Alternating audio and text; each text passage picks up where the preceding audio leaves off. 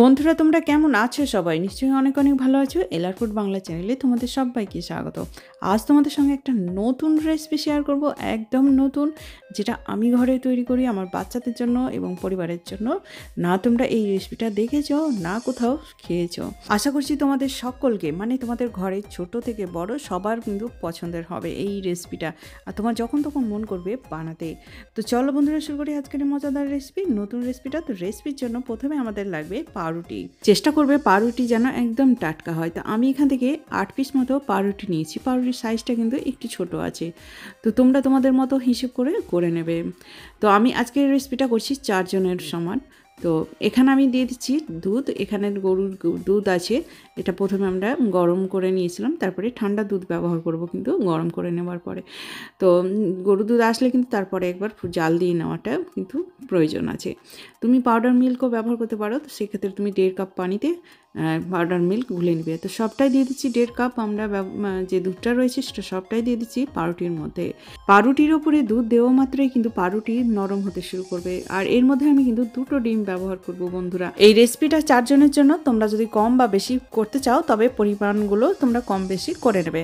তো এরপরে আমি আর কয়েক পিস পাউরুটি ব্যবহার করব, কিন্তু এখানে আমি 8 পিস মতো পাউরুটি নিয়েছি। আর দিয়ে দিচ্ছি এখানে সামান্য ভ্যানিলা এসেন্স, মানে হাফ চামচ মতো। আর দিয়ে দিচ্ছি এখানে কর্নফ্লাওয়ার এখানে 2 চামচ ব্যবহার করব। যদি কর্নফ্লাওয়ার ঘরে না থাকে তো তোমরা সামান্য একটু ময়দা দিয়ে দিবে, মানে 1 থেকে 1.5 চামচ মতো ময়দা ব্যবহার করবে।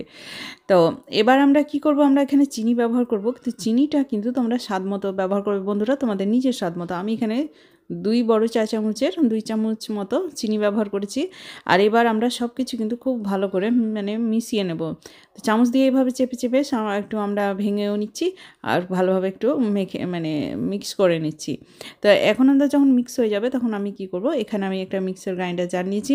এর মধ্যে আমরা বাটির এই উপকরণগুলো সবটাই দিয়ে দিচ্ছি। তারপরে আমরা একটু মিক্সার গ্রাইন্ডার জারটাকে খুব ভালো করে ঘুরিয়ে নেব। এর মধ্যে কি হবে, একদম ভালো মতো একটা ব্যাটার তৈরি হয়ে যাবে। তো এর মধ্যে চিনি যা কিছু আমরা দিয়েছি খুব ভালোভাবে কিন্তু এটা ফেটানো হয়ে যাবে।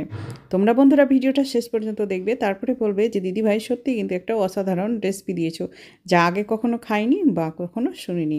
আর এত টেস্টি মজাদার রেসিপিটা মানে বারবার করতে তোমার চাইবে, ইচ্ছেও করবে, মানে সহজ রেসিপি। তারপরে বাচ্চারাও বড়রাও সবাই বলবে যে বানিয়ে দাও। এই ব্যাটারের মধ্যে কিন্তু আমি আরও কয়েক পিস অ্যাড করলাম, 4 পিস মতো ব্রেড অ্যাড করলাম। আর তারপরে আবারও ঘুরিয়ে নিয়ে দেখো ব্যাটারটা কিন্তু এই যে এইরকম রেখেছি আমি এখন ঘনত্বটা। এখন কি করব, এর মধ্যে যা মানে গোটা গুটলি বা লাম্পস না থাকে তার জন্য আমরা এই ব্যাটারটাকে ভালো মতো কিন্তু ছেঁকে নিব।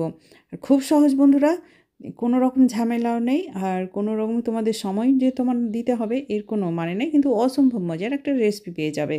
চামচ দিয়ে একটু এরকম করে নেড়ে নাড়তে নাড়তে দেখবে খুব ভালো মতো কিন্তু ছাঁকা হয়ে যাচ্ছে। এটাকে নাড়তে নাড়তে যে অংশগুলো থাকবে মানে ছাকনার উপরে, সেই অংশগুলো মানে যেটা দিতে কিন্তু এটা গোটা মতো থেকে যাবে, মানে যে রেসিপিটা তৈরি হবে সেটা কিন্তু স্মুথ হবে না তোমরা যদি এইভাবে ছেঁকে না নাও। তো খুব সহজ রেসিপি বন্ধুরা, আবারও বলছি, বারবার বলছি। আর এবার আমরা কি করব, এই অংশটাকে সরিয়ে দিচ্ছি। আর নিচে যে ব্যাটারটা থাকবে সেটা কিন্তু আমরা এর মধ্যে আমি লবণ দিয়ে দেবো। আর এই ব্যাটারের যে ঘনত্বটা রেখেছি একদম পারফেক্ট ঘনত্ব, এর থেকে বেশি না পাতলা করবে না বেশি গাঢ় করবে। সামান্য দিয়ে দিচ্ছি লবণ, 1 চিমটি লবণ দিয়ে দেখবে, তারপরে বলবে যে হ্যাঁ টেস্টটা কিন্তু বাড়িয়ে দেয় লবণে। মিষ্টি জিনিসে একটু লবণ আমি ব্যবহার করি, আমার ভিডিওগুলো দেখবে তো দেখবে যে অনেক খাবারে কিন্তু আমি মিষ্টি খাবারে লবণ ব্যবহার করেছি।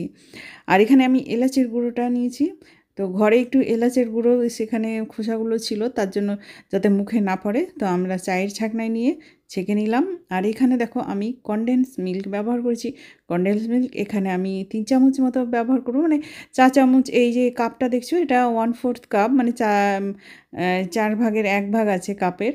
এখানে মোটামুটি চা চামচের 3 থেকে 4 চামচ কনডেন্স মিল্ক ব্যবহার করেছি। খুব ভালো করে মিক্স করে নিলাম। এবার চলে যাচ্ছি আমরা আরেকটি প্রসেসে। প্যানের মধ্যে আমি নিয়ে নিলাম 1 বাটি মতো চিনি। চিনির মধ্যে আমি হাফ বাটি থেকেও কম আমি পানি ব্যবহার করব। তারপরে চিনিটাকে একটু জাল দিতে থাকবো আমরা হাই হিটে। এবারে চিনি আর পানিটাকে খুব ভালো করে কিন্তু আমাদের নাড়তে থাকতে হবে চুলোর আঁচ এখানে হাই হিটেই থাকবে।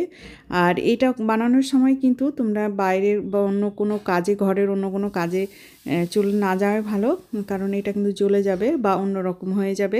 তোমরা ভিডিও দেখলেই বুঝতে পারবে।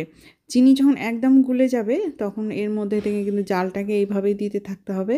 আর এর কালারটা কিন্তু চিনির মধ্যে থেকে কালারটা হালকা চেঞ্জ হতে থাকবে। তোমরা কিন্তু এই অবস্থায় কিন্তু কোথাও যাবে না, নড়বে না এটা বানানোর সময়।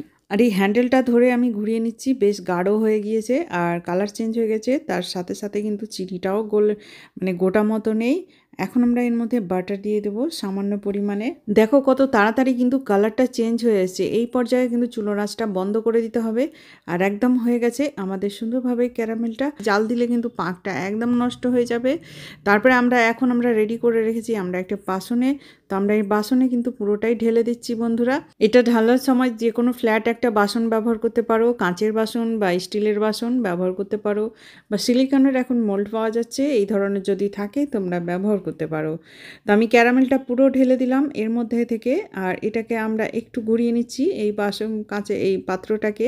মিনিটের মধ্যেই কিন্তু ক্যারামেলটা জমে গিয়ে একদম কাঁচের মতো লাগছে, অনেক সুন্দর। আর তারপরে আমরা কি করব, ঠান্ডা হয়ে গিয়েছে তো এখন আমরা ব্যাটারটাকে ঢেলে দিচ্ছি। সবটাই ঢেলে দিতে হবে বন্ধুরা।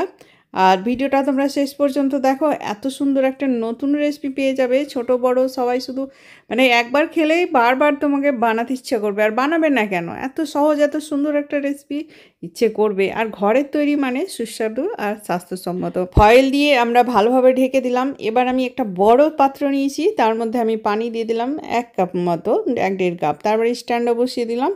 আর আমাদের যে ব্যাটার দেওয়া যে চিনির ক্যারামেল ছিল সেটাও দিয়ে দিলাম। তোমরা দেখতেই পাচ্ছ, ঢাকা দিয়ে হাই হিটে আমরা 10 মিনিটের জন্য রাখবো। 10 মিনিটের মধ্যে একবার চেক করে নেবে এটা কুক হয়েছে কিনা। 10 মিনিটের ওপরে কুক করবে না, নাহলে কিন্তু এটা শক্ত হয়ে যাবে। চেক করার সময় একটা টুথপিক নাহলে কাঠি দিয়ে, নয়তো বা কাঁটা চামচ থাকলে ঘরে দেখে নেবে। এইভাবে ঢুকিয়ে দেখে নেবে যে কাঠিটা পরিষ্কারভাবে ক্লিন হয়ে উঠে আসছে কিনা। একদম পরিষ্কার, তার পারফেক্টভাবে আমাদের এটা তৈরি হয়ে গেছে। এবার এটাকে আমরা উঠিয়ে নেব, উঠিয়ে ঠান্ডা করে একদম পরিবেশন করব। তুমি যদি ঠান্ডা করে খেতে চাও তো ফ্রিজে 1 ঘন্টার জন্য রেখে দেবে। আমি ফ্রিজে রাখিনি, আমি এমনিই রেখেছিলাম নর্মাল টেম্পারেচারে। 1 ঘন্টা পর আমরা এটাকে বার করছি। তো সাইডটা চাকু দিয়ে কেটে নিলাম, ওপরে একটা থালা দিয়ে এটাকে উল্টে নিলাম। সাথে সাথে উল্টে দেবে, নয়তো চারিদিকে কিন্তু চিনির রসটা কিন্তু বেরিয়ে যাবে। ওপরে একটু এরকমভাবে ট্যাপ করে নেবে, দেখবে কত সুন্দরভাবে কিন্তু এটা তৈরি হয়ে গেছে। তো আমরা তোমাদের সামনে দেখিয়ে দিচ্ছি এইভাবে চাকু দিয়ে একটু কেটে। আর দেখতেই পাবে যে কতটা সফট, নরম আর কত সুন্দর আর জুসি। তার সাথে সাথে তো তোমরা নর্মাল টেম্পারেচারে রেখেও তোমরা সার্ভ করতে পারো, বা ফ্রিজে রেখে ঠান্ডা অবস্থাতে সার্ভ করতে পারো। নরম তুলতুলে এত মজাদার রেসিপি। তো বন্ধুরা, কেমন লাগলো এই নতুন রেসিপিটা? আশা করছি তোমাদের অনেক ভালো লাগলো। আর যদি ভালো লাগে তবে লাইক করে দিও। আর ডিসলাইকেরও অপশন রয়েছে, কিন্তু এত দূর আসার পরে একটা লাইক অবশ্যই করে দিও। আর আমার পাশে থেকে চ্যানেলটিকে সাবস্ক্রাইব করে দিবে, পাশে থাকা বেল আইকনটি অবশ্যই প্রেস করবে, তবে সমস্ত ভিডিওর নোটিফিকেশান তোমার কাছে সর্বপ্রথম পৌঁছে যাবে। আর শেয়ার করতে ভুলবে না কিন্তু বন্ধুরা। আজকের মতন এই পর্যন্ত। আগামী পর্বে আবার ফিরবো নতুন কোনো রেসিপি নিয়ে। সবাই সুস্থ থাকো, ভালো থাকো, ধন্যবাদ।